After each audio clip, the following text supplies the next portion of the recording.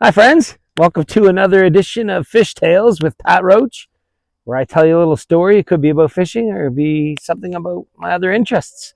And today I'm going to tell you about one of my other interests, and that would be old school arcade games.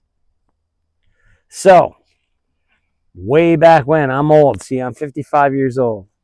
So, when I was about, I'd say grade 7 and 8, like we're talking 12 to 14 years old, I used to go to a local arcade that was probably about a 15-minute walk from my house.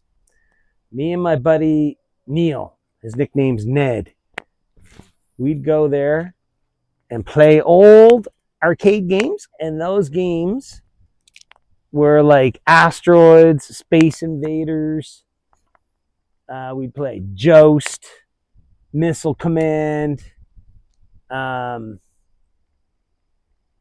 Gorf was one of my favorites because it combined a bunch of games like Space Invaders. Um, oh, I got a fish. Oh, he feels like a nice one. Well, sometimes I catch a fish on fish tails.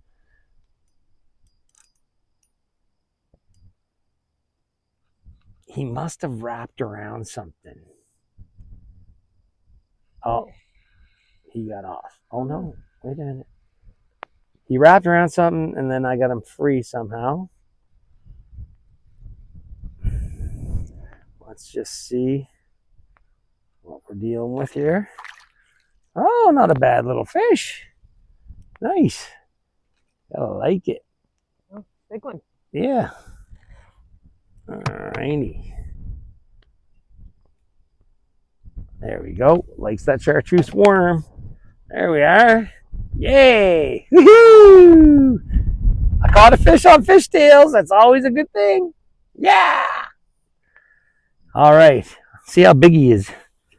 All right, he is 10 inches. That's a nice one. 10 incher. See you, buddy. Woo. So Ned and I would go down to the arcade. It was called Galaxy, and it was right on Main Street in Dartmouth.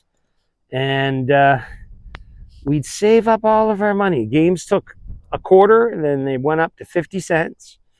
And we'd have to budget our money. I was a paper boy. I had a morning paper route. So I would save all my paper money, and we'd go down to the arcade and also save up enough money for maybe like a little snack afterwards, because there was a McDonald's on Main Street right next to the arcade. So in the winter when it was cold, we'd often go in there and get a hot chocolate. Order a hot chocolate, and then sometimes we'd save up another 10 cents because there was a place called Bun Master, and you could go in and buy a bun. It was just a plain bun, no butter, no nothing, but we'd have a hot chocolate and our bun. And we just loved going to that arcade. My buddy Dwayne also went, but Dwayne wasn't as experimental, and he also did not like to lose his quarters. So he played Donkey Kong, and he became a master of Donkey Kong. One quarter he could play all the whole time that we were there.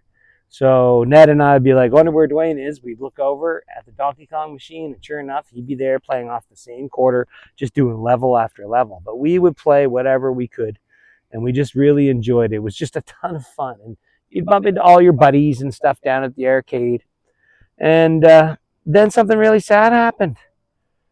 The arcade got destroyed. Somebody took a Molotov cocktail, like just a liquor bottle filled with gas and a rag, lit the rag on fire, and threw it through the front door, and the place burnt down, and it never reopened. So we lost our perfectly good arcade, and it was really sad. But you know what? That's when the video games are coming out.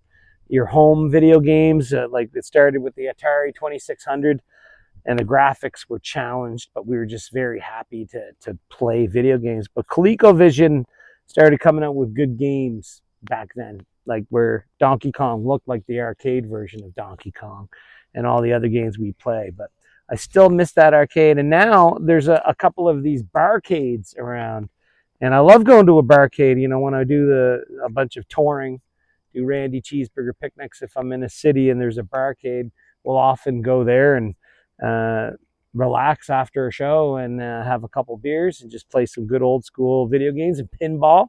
Now there's a nice one here. There's a brewery called Propeller Brewery, and right on Goddard Street, and they have an arcade. So Kelly and I have gone. They got like the basketball hoop, and you shoot how many hoops you can shoot in a minute and stuff. And we have a lot of fun at that arcade. So you know what we should do? We should get me filming sometime at the arcade, honey. Yeah, that's a good idea. And or I do have some of the old school video games that I could even hook up to the big screen TV in the old card room. So yeah, we could have a little. I could show you. I'm good at Pac-Man. I like Ms. Pac-Man. Yeah, you're a little bit faster. Oh yeah, I like all those games. I like the one with the penguin. Yeah, Pengo's a good one. Defender. Or Paint Roller.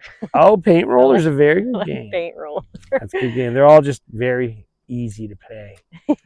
Yeah. That's not easy. It's hard. No. But anyway, there's nothing wrong with those old school games. And I know there's a lot of gamers out there. I don't really take the time to get into the PlayStation games, like the deep ones, but the graphics are crazy. Well, I'm colorblind too. And sometimes you need to be able to see if you're on the... But you got really into Red Dead Redemption, the cowboy game, remember? I did like that one. But on playing Halo and stuff, you got to be on like a red team or blue team. And the colors confuse me, so I just try to shoot my own players.